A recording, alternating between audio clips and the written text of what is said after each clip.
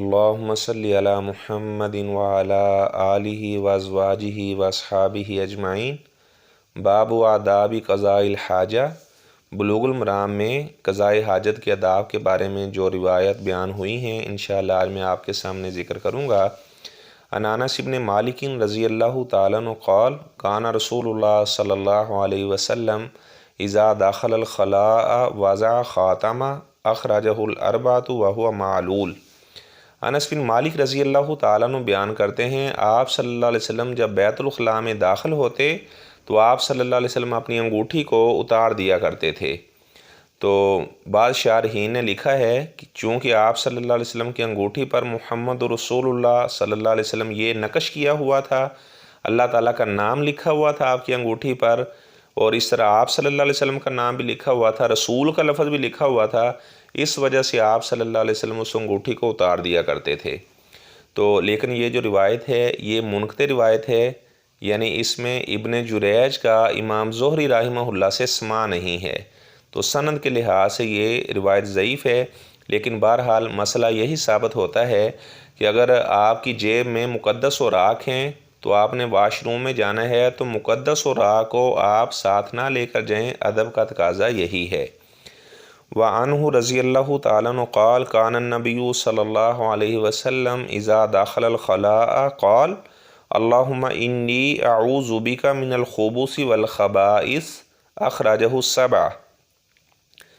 अनस बिन मालिक रज़ी अल्लाहु ताला अन्हु ही बयान करते हैं कि आप सल्लल्लाहु अलैहि वसल्लम जब बैतुल ख़ला में दाखिल होते, यानी जब बैतुल ख़ला में दाखिल होने का इरादा करते, तो आप सल्लल्लाहु अलैहि वसल्लम ये दुआ पढ़ा करते थे, अल्लाहुम्मा इन्नी अऊज़ु बिका, या अल्लाह मैं तेरी पनाह पकड़ता हूँ, मिनल खुबूसी खबीस जिन्नों से, वल ख़बाइस और खबीस जिन्नियों से। यानी यहाँ से ये पता चला कि जो वाशरूम होते हैं वहाँ पर शयातीन होते हैं, तो वाशरूम में जाने से कबल ये दुआ पढ़ना ज़रूरी है।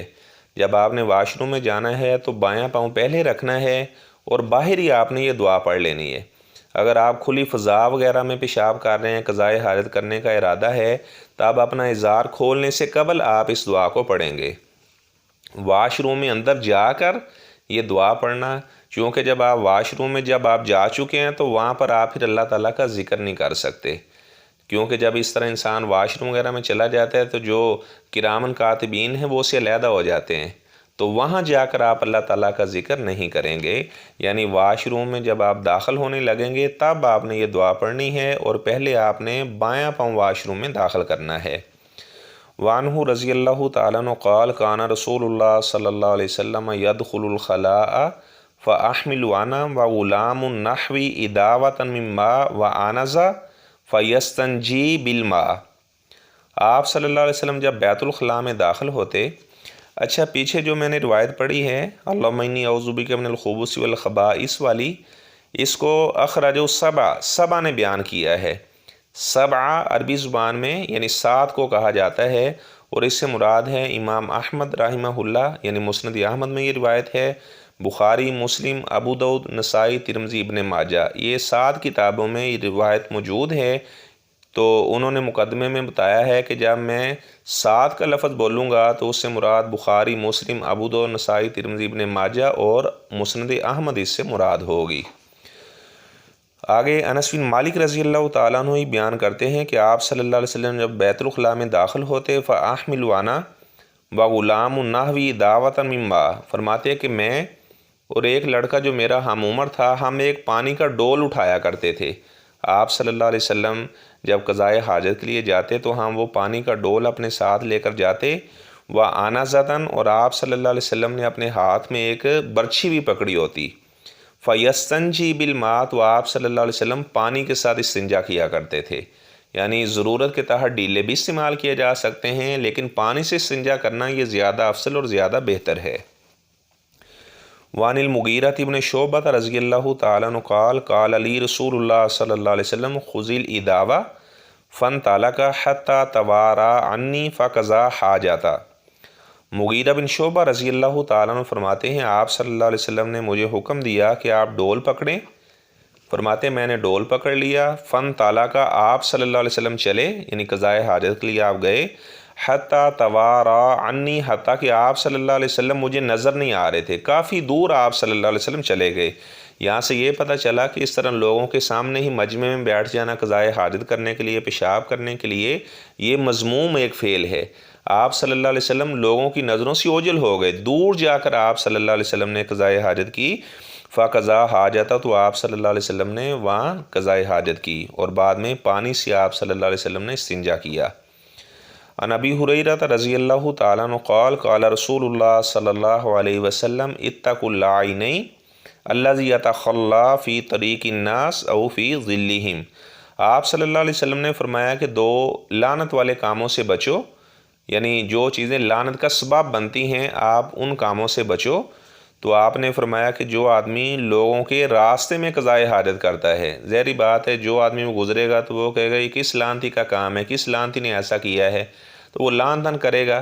جو بھی لوگوں کے راستے پر قضائے حاجت کر دے، آپ نے فرمایا او فی ظلہم، یا ان کے سائے والی جگہ پر، درخت کا سایہ، لوگ نیچے بیٹھ کر جناب سایہ حاصل کرتے ہیں، اور وہاں پر کوئی قضائے حاجت کر دے، پیشاب کر دے، پخانہ کر دے، تو ظاہری بات ہے لوگ اس پر لعن تن کریں گے، تو گویا کہ وہ خود اپنے اوپر یعنی یہ لعنت والا جو لیبل ہے یہ چسپاں کروا رہا ہے۔ تو اس لیے فرمایا کہ لعنت والے کاموں سے بچو۔ تو امام ابو داود رحمہ اللہ نے حضرت معاذ رضی اللہ تعالیٰ عنہ سے ان الفاظ کا بھی اضافہ نقل کیا ہے، والموارد، جو پانی کی گھاٹ ہے وہاں پر بھی کوئی آدمی اس طرح پیشاب یا پخانہ وغیرہ نہ کرے۔ اور بعض روایات میں یہ الفاظ ہیں اتقوا الملائن الثلاثہ، 3 لعنت والے کاموں سے بچو، یعنی وہ سبب بنتے ہیں لعنت کا۔ تو پہلی چیز البرازہ فی الموارد، پانی کی گھاٹ پر پیشاب کرنا، اور آپ نے فرمایا وقاریت طریق، شاہراہ عام پر، عام راستے پر کوئی آدمی قضائے حاجت کرے، وذل، اور جو کسی راستے پر سائے میں قضائے حاجت کرے، تو آپ صلی اللہ علیہ وسلم نے فرمایا کہ ان لعنت والے کاموں سے بچو۔ یعنی کوئی آدمی پانی کی گھاٹ پر اس طرح پیشاب نہ کرے، عام راستے پر پیشاب نہ کرے، اور لوگوں کے سائے حاصل کرنے والی جو جگہ ہے وہاں پر بھی کوئی پیشاب یا پخانہ وغیرہ نہ کرے۔ امام احمد نے ابن عباس رضی اللہ تعالیٰ سے بیان کیا ہے او نہ کہ ماں، یعنی جہاں پر صاف پانی ہے، پانی کا چشمہ وغیرہ ہے، لوگ وہاں سے پانی بھرتے ہیں، تو وہاں پر بھی کوئی آدمی اس طرح یعنی پیشاب وغیرہ نہ کرے۔ لیکن یہ جو روایت انہوں نے بیان کی ہیں امام احمد نے اور امام ابو داود نے، فرماتے ہیں کہ یہ ضعیف درجے کی روایات ہیں، لیکن بہرحال مسئلہ اسی طرح ہے کہ ایسی جگہوں پر قضائے حاجت نہیں کرنی چاہیے۔ امام طبرانی نے یہ الفاظ کا بھی اضافہ کیا ہے النہج عن قضاء الحاجت تحت الاشجار المثمرہ، یعنی جو پھالدار درخت ہے وہاں اس کے نیچے یعنی پیشاب کرنا یا اس طرح پخانہ کرنا، فرماتے ہیں کہ اس سے بھی منع کیا گیا ہے۔ یعنی اگر کوئی ایسا درخت لگا ہوا ہے جس پر پھل لگے ہوئے ہیں، ظاہری بات ہے لوگ وہاں پھل توڑنے کے لیے آئیں گے، اگر اس درخت کے نیچے کوئی آدمی پیشاب کر دے، پخانہ کر دے، تو ظاہری بات ہے لوگ کہیں گے یہ کس لعنتی آدمی کا کام ہے جس نے یہاں پر پیشاب پخانہ کر دیا ہے، تو لوگ اس پر لعنت بھیجیں گے۔ تو آپ صلی اللہ علیہ وسلم نے پھلدار درختوں کے نیچے بھی اس طرح پیشاب کرنے سے منع کیا ہے۔ اور آگے انہوں نے ان الفاظ کو بھی اضافہ کیا وَضَفَّةِ النَّهْرِ الْجَارِ، جاری نہر کے کنارے پر بھی اس طرح پیشاب کرنا منع ہے۔ کوئی آدمی جاری نہر ہے، ظاہری بات ہے تو اس کے کنارے پر لوگ اپنا کام بھی کر رہے ہوتے ہیں، اس طرح کچھ لوگ سیر و تفریح کے لیے بھی جا رہے ہوتے ہیں، تو آپ صلی اللہ علیہ وسلم نے وہاں پر بھی پیشاب کرنے سے منع کیا۔ لیکن یہ جو روایت ہے امام طبرانی نے نقل کی ہے، یہ بھی بسند ضعیف، یہ بھی ضعیف سند کے ساتھ انہوں نے اس بات کو درج کیا ہے۔ عن جابر رضی اللہ تعالیٰ عنہ قال قال رسول اللہ صلی اللہ علیہ وسلم اذا تغوط الرجلان، آپ صلی اللہ علیہ وسلم نے فرمایا کہ جب دو آدمی اس طرح قضائے حاجت کریں فلیتوارا کل واحد منہما عن صاحبہ، تو یعنی وہ پاس پاس قضائے حاجت کرنے کے لیے نہ بیٹھ جائیں بلکہ وہ چھپ کر بیٹھیں اور ایک دوسرے پر وہ نظر نہ ڈالیں۔ اور آپ نے فرمایا ولا یتحدثا، جب وہ قضائے حاجت کرنے کے لیے بیٹھے ہیں تو آپس میں باتیں بھی نہ کریں۔ فَإِنَّ اللَّهَ يَمْقُتُ عَلَى ذَلِكَ، اللہ تعالیٰ اس بات پر ناراض ہوتا ہے۔ ایک تو یہ نہیں ہے کہ پاس پاس اپنا قضائے حاجت کرنے کے لیے بیٹھ گئے اور آپس میں باتیں کرنا شروع ہو جائیں، فرمایا کہ اللہ تعالیٰ ایسی باتوں سے ناراض ہوتا ہے۔ یعنی ایسی جگہ کا انتخاب کریں کہ ایک آدمی دوسرے کو دیکھ نہ رہا ہو، ایک دوسرے کے سامنے اس طرح بیٹھ کر پیشاب کرنا یہ شرم و حیا کے منافی بات ہے۔ پھر یعنی ایسی حالت میں باتیں کرنا شروع ہو جائے انسان تو اس بات کو پسند نہیں سمجھا گیا، اللہ تعالیٰ ایسے کاموں سے ناراض ہوتے ہیں۔ رواہ احمد، اس کو امام احمد رحمہ اللہ نے بیان کیا ہے، اور ابن سکن نے، ابن قطان نے، وہو معلول، یہ روایت بھی سند کے اعتبار سے ضعیف ہے۔ عن ابی قتادہ رضی اللہ تعالیٰ عنہ قال قال رسول اللہ صلی اللہ علیہ وسلم لا یمسن احدکم ذکرہ بیمینہ وہو یبول، جب کوئی آدمی پیشاب کر رہا ہو تو آپ صلی اللہ علیہ وسلم نے فرمایا کہ وہ اپنے دائیں ہاتھ کے ساتھ اپنی شرمگاہ کو مس نہ کرے، اپنا دایاں ہاتھ شرمگاہ کو نہیں لگانا۔ ولا یتمس من الخلاء بیمینی، اور نہ ہی دائیں ہاتھ کے ساتھ استنجا کرنا ہے۔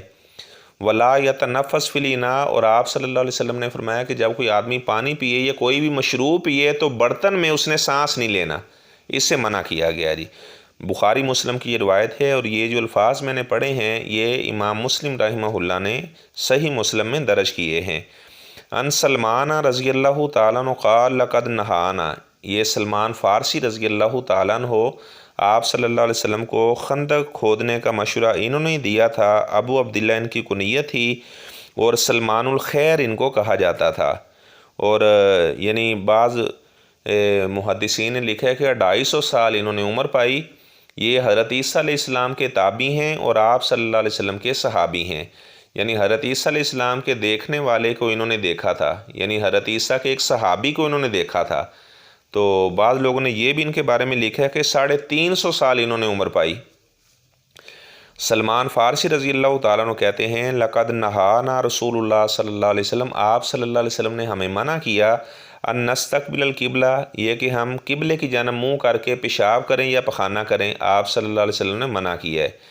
لغائطین او بول او نستنجی بالیمین، یا ہم دائیں ہاتھ کے ساتھ استنجا کریں، اس سے بھی آپ صلی اللہ علیہ وسلم نے منع کیا ہے۔ او نستنجی باقل من 3 احجار، یا 3 ڈیلوں سے کم سے استنجا کریں، اس سے بھی آپ صلی اللہ علیہ وسلم نے منع کیا ہے۔ یعنی کم سے کم جو ڈیلے استعمال کرنے ہیں ان کی تعداد 3 ہونی چاہیے، 2 ڈیلوں کے ساتھ یا 1 ڈیلے کے ساتھ استنجا نہیں کرنا چاہیے۔ او نستنجی برجیع او عظم، یا آپ صلی اللہ علیہ وسلم نے فرمایا کہ کوئی آدمی ہم میں سے گوبر کے ساتھ یا ہڈی کے ساتھ استنجا کرے تو اس سے بھی آپ صلی اللہ علیہ وسلم نے منع کیا ہے۔ اب اس روایت میں کیا پتہ چلا کہ پیشاب کرتے وقت قبلے کی جانب منہ کرنا، اسے آپ صلی اللہ علیہ وسلم نے منع کیا ہے۔ دائیں ہاتھ کے ساتھ استنجا کرنے سے آپ صلی اللہ علیہ وسلم نے منع کیا ہے۔ 3 ڈیلوں سے کم سے استنجا کرنے سے آپ صلی اللہ علیہ وسلم نے منع کیا ہے۔ گوبر کے ساتھ یا ہڈی کے ساتھ استنجا کرنے سے آپ صلی اللہ علیہ وسلم نے منع کیا ہے۔